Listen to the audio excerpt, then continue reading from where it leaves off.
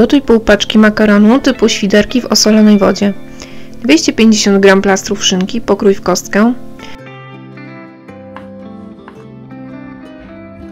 Dodaj 3 kolby kukurydzy lub kukurydzę z puszki.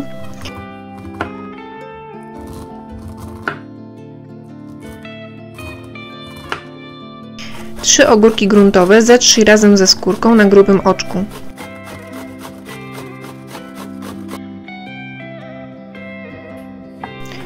Posiekaj pół pęczka koperku. Dodaj puszkę ananasa w kawałkach.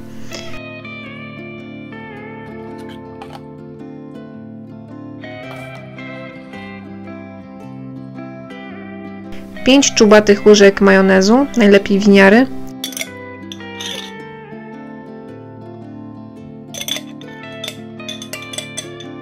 Pieprz. 3 szczypty soli. 3 łyżki mleka.